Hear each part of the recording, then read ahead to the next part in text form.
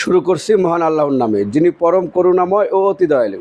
প্রিয় দর্শক, আমার সীমিত জ্ঞানের সীমিত কিছু কথা, যদি ভুল ত্রুটি হয় তাহলে কমেন্ট বক্সে শুধরে দিবেন। এই পৃথিবীতে যা কিছু আছে সমস্ত কিছুর সৃষ্টিকর্তা মহান আল্লাহ রাব্বুল আলামিন। শুধু পৃথিবীতে নয়, এই মহাবিশ্বে মানে পুরা ইউনিভার্সালে যা কিছু আছে সব কিছুর সৃষ্টিকর্তা মহান রাব্বুল আলামিন। এটা বিজ্ঞানিতভাবে প্রমাণ হোক বা না হোক, বিজ্ঞান কি? দেখুন, আজকে আমরা যত কিছুই দেখতেছি আর বিস্ময় হচ্ছি বিজ্ঞান নিয়ে।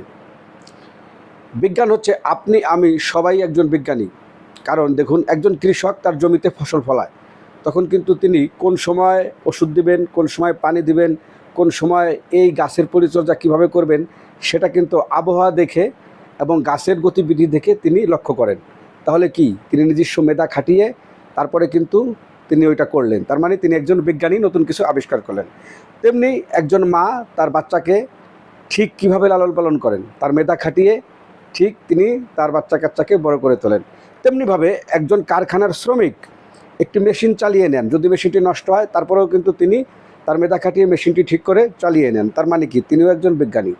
এই পৃথিবীতে যা কিছু আছে, বিজ্ঞান যত কিছুই আবিষ্কার করুক বা তৈরি করুক, সমস্ত কিছু কিন্তু এই পৃথিবী থেকে নিয়েই তারা কিন্তু আবিষ্কার বা তৈরি করে সমস্ত কিছু। দেখুন প্রিয় দর্শক, কোনো কিছু তারা কিন্তু সৃষ্টি করতে পারে না, আর এটা পারবেও না। তাহলে আমরা কি বলতে পারি? যে বিজ্ঞান হচ্ছে যাই করুক এই পৃথিবী থেকে সে নিয়েই সেটা বৈজ্ঞানিকভাবে প্রক্রিয়া করে তৈরি করে। এতে বিস্মিত হওয়ার কিছু নেই। দিনের পরে দিন যত যাবে, সভ্যতা যত এগিয়ে যাবে, তত আরও নতুন নতুন প্রযুক্তি চলে আসবে, এটাই স্বাভাবিক। দেখুন, এই পৃথিবীতে আল্লাহ রাব্বুল আলামিন যা কিছু সৃষ্টি করেছেন সমস্ত কিন্তু মানুষের জন্য কি নিদর্শন স্বরূপ। কোরআনের বিভিন্ন জায়গায় আল্লাহ রাব্বুল আলামিন বলেছেন যে এই পৃথিবীতে তিনি যা কিছু সৃষ্টি করেছেন সব কিছু কিন্তু নিদর্শন স্বরূপ। এখন এই নিদর্শনটা জানতে হলে আপনাকে বুঝতে হবে এবং চিন্তা করতে হবে। চিন্তা যদি আপনি করেন তাহলে কিন্তু আপনি বুঝবেন। যে কোনো বিষয় নিয়ে একটু চিন্তা করেন। দেখুন, আমাদের পৃথিবীতে অনেক কিছু আছে, অনেক কিছু আল্লাহ সৃষ্টি করেছেন। আপনি এখান থেকে যে কোনো বিষয় নিয়ে একটু চিন্তা করতে পারেন, কারণ চিন্তাশীলদের জন্য রয়েছে নিদর্শন। আমি এই মাটির উপরে দাঁড়িয়ে আছি, আমি যদি এক চিমটি মাটি নিয়ে একটু চিন্তা করি, মহান আল্লাহ রাব্বুল আলামিন এই মাটিটা সৃষ্টি করেছেন। দেখুন, এক চিমটি মাটি, মাত্র এক চিমটি মাটির মধ্যে রয়েছে কোটি কোটি অণুজীব, রয়েছে ব্যাকটেরিয়া, ফাঙ্গাস বা ছত্রাক, রয়েছে প্রোটোজোয়া, রয়েছে নেমাটোড, রয়েছে মিনারেল, রয়েছে এনপিকে, রয়েছে গাছের খাদ্য হিসাবে হিউমাস, রয়েছে অণু, পানির অণু, রয়েছে অণুর পরমাণু, রয়েছে আরও অনেক পদার্থ, কার্বন, অক্সিজেন ইত্যাদি, মাত্র এক চিমটি মাটির মধ্যে। এত সমস্ত যে অদৃশ্য বস্তুগুলি দিয়ে আল্লাহ এই মাটি তৈরি করেছেন, যদি এগুলো মাটির মধ্যে বিদ্যমান না থাকতো তাহলে কি হতো? একবার চিন্তা করেন কি হতো। মাটির মধ্যে লক্ষ লক্ষ ব্যাকটেরিয়া আছে, এই কারণে কি হচ্ছে, এই পৃথিবীতে মানুষের ব্যবহারের পর যে সমস্ত উচ্ছিষ্ট অংশ থাকে সেগুলি আমরা কোথায় ফেলিয়ে রাখি? মাটিতে। আর মাটি কি করে? এগুলিকে পচিয়ে ফেলে। সমস্ত জিনিস কি করে করে? ডিকম্পোস্ট করে, কম্পোস্টিং করে। এই কম্পোস্টিংটা কে করে? ওই ব্যাকটেরিয়ার সাহায্যে এই কম্পোস্টিংটা হয়। দেখুন, ব্যাকটেরিয়া এই কম্পোস্টিংটা যে করতেছে, যাই আমরা মাটিতে ফেলাই না কেন, সেই প্রাচীনকাল থেকে, বছরের পর বছর থেকে যদি আমরা একটু চিন্তা করি যে এই উচ্ছিষ্ট অংশগুলি যদি না পচে যেত, কত প্রাণী দেহ মারা গিয়েছে পর্যন্ত, কত মানুষ মারা গিয়েছে পর্যন্ত, কত গাছপালা ধ্বংস হয়ে মাটিতে মিশে গেছে, এগুলো যদি না পচে এখনও থেকে যেত তাহলে কি হতো? দেখুন, এখনও যদি থেকে যেত তাহলে আপনি হয়তো কোনো জায়গায় খুঁড়লেন, দেখতে পেলেন যে বিশাল এক জানোয়ারের মৃতদেহ উঠে এসেছে, সেটা মাটিতে পচে নাই। তাহলে কি হতো? এরকমভাবে আপনি দেখলেন যে কোনো মানুষের একটা লাশও উঠে আসতো যদি মাটিতে না পচতো। তাহলে তো মনে হচ্ছে যে আমাদের যে এখন পৃথিবীতে যে আমরা বসবাস করি, আমরা হয়তো পৃথিবীতে বসবাস করার জায়গাটুকু পেতাম না, কারণ মাটি খুঁড়লেই বেরিয়ে আসতো বিভিন্ন জীবজন্তুর মৃতদেহ।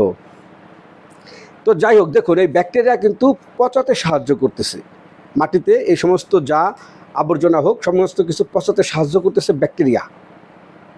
তারপর হচ্ছে ছত্রাক বা ফাঙ্গাস, এইটা কিন্তু ব্যাকটেরিয়াকে আরও সাহায্য করতেছে এই সমস্ত পচন করার জন্য বা ডিকম্পোস্টিং করার জন্য। এখন দেখুন যে এটা যখন ডিকম্পোস্টিং হয়ে যায় তখন কিন্তু হিউমাস তৈরি হয়। হিউমাসটা কি? যে গাছ বা উদ্ভিদের জন্য খাদ্য। এই হিউমাস তৈরি হওয়ার ফলে গাছ কিন্তু কি করতে পারে? খাদ্য গ্রহণ করতে পারে। আমরা মাটিতে বীজ বুনে আসলেই একটা গাছ হয়ে যায়। আলহামদুলিল্লাহ, দেখুন এই গাছটা কিভাবে ওই মাটি থেকে বের হয়ে বড় হয়ে ওঠে। আমরা সার ওষুধ দেই বা না দেই, তারপরেও কিন্তু গাছ বড় হবে, বৃক্ষ বড় হবে, ফুলে ফুলে সুশোভিত হবে। কি কারণ? দেখুন, এক সময় ব্যাকটেরিয়া মাটিতে পচানোর জন্য সাহায্য করেছে, অন্য সময় আবার কি হয়েছে, এগুলো পচে গাছের খাদ্য তৈরি হয়েছে, সেই গাছ আবার ওগুলোকে সংগ্রহ করে সে বৃদ্ধি পাচ্ছে।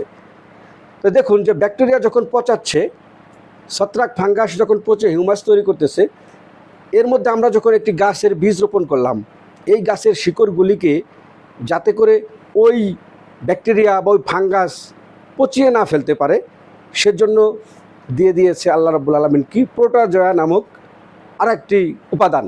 এই প্রোটোজোয়া কী করতেছে? যেগুলো ক্ষতিকর ব্যাকটেরিয়া বা ক্ষতিকর ছত্রাক ফাঙ্গাস, সেগুলোকে খেয়ে নিচ্ছে, যাতে গাছের শিকড় বা আরও অন্যান্য গাছের যেগুলো প্রয়োজন সেগুলো খেয়ে না ফেলে। তো ওই প্রোটোজোয়া দিয়ে দিয়েছে। প্রোটোজোয়ার পরে আসতেছে দেখুন যে অ্যাক্টিমাইটিস নামক আর একটা ব্যাকটেরিয়া আসতেছে, কোরাইজা নামক একটি ছত্রাক। এগুলো কি করতেছে? গাছপালাকে যাতে ক্ষতিকর অংশগুলো ধ্বংস করে গাছকে বৃদ্ধির জন্য সাহায্য করতেছে। তা এভাবে কিন্তু আল্লাহ যেভাবে মাটিটা সৃষ্টি করেছেন এই সমস্ত উপাদান দিয়ে, যার কারণে গাছগুলো সঠিকভাবে বৃদ্ধি পায়। প্রিয় দর্শক, তাহলে নিশ্চয়ই বুঝতে পেরেছেন যে 1 চিমটি মাটির মধ্যে আল্লাহ কত কিছু দিয়ে রেখেছেন। চিন্তা করলে অবশ্যই আপনি বুঝতে পারবেন যেটা আল্লাহর কত বড় নিয়ামত এবং কত বড় নিদর্শন। আল্লাহর বিজ্ঞানীরা কি এগুলো খুঁজে কতটুকু বের করতে পেরেছে? যে কথাগুলো বললাম এগুলো তো বিজ্ঞানী বলছে এগুলো মাটির মধ্যে আছে, তাহলে কি এগুলো নিদর্শন না? অবশ্যই নিদর্শন, আল্লাহর সৃষ্টির নিদর্শন। তো এখন দেখুন বিজ্ঞানীরাই কথা বলছে, তাহলে বিজ্ঞান এখন স্বীকার করে নেবে যে নিশ্চয়ই আল্লাহ রাব্বুল আলামিন এই পৃথিবীর সমস্ত কিছুর সৃষ্টিকর্তা এবং তিনিই রাব্বুল আলামিন, তিনিই মালিক। মানুষের ক্ষুদ্র জ্ঞান, মানুষের কতটুকু জ্ঞান আছে? মানুষ এই ক্ষুদ্র মাটির মধ্যে যে সমস্ত অণুজীব ব্যাকটেরিয়া যা নাম আমি বললাম, এর একটার জ্ঞানও মানুষের নেই। কিন্তু সেই মানুষ কি করে? সেই মানুষগুলি অবিশ্বাসী হয়ে তর্ক জুড়ে নেয় মহাজ্ঞানী আল্লাহ রাব্বুল আলামিন। এটা বোকামি ছাড়া কিছুই নয়। আল্লাহ আমাদের ক্ষমা করুক। সকলে ভালো থাকেন, সুস্থ থাকেন, আমাদের দেশ সমৃদ্ধশালী হয়ে উঠুক ইনশাআল্লাহ।